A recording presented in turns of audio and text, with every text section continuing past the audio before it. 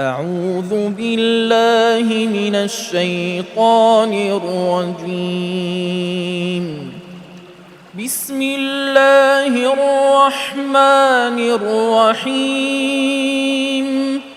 ولما ورد ماء مدين وجد عليه أمة من الناس يسقون ووجد من دونهم امرأتين تذودان قال ما خطبكما قالتا لا نسقي حتى يصدر الرعاء وأبونا شيخ كبير فسقى لهما ثم تولى إلى الظل فقال رب إني لما أنزلت إلي من خير فقير فجاءته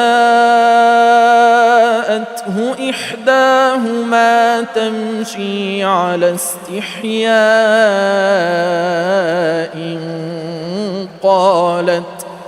قالت إن أبي يدعوك ليجزيك أجر ما سقيت لنا فلما جاءه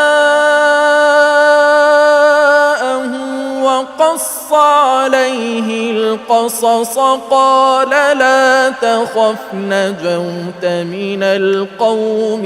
الظالمين فجاءته إحداهما تمشي على استحياء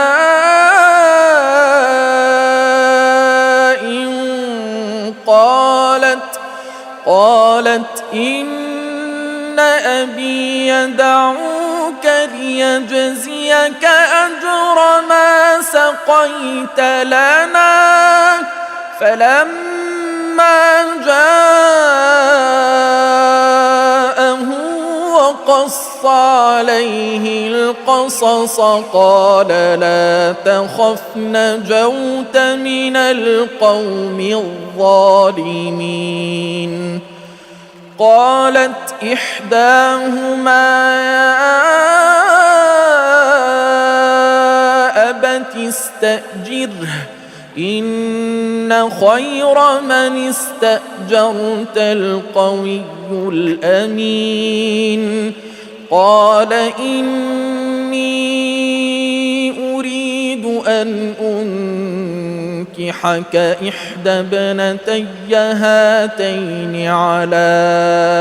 أن تأجرني 8 حجج فإن أتممت 10 فمن عندك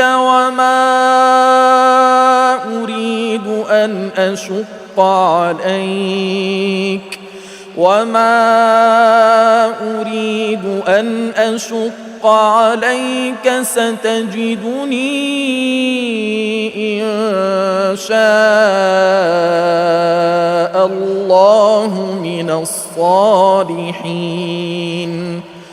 قال ذلك بيني وبينك أيما الأجلين قضيت فلا عدوان علي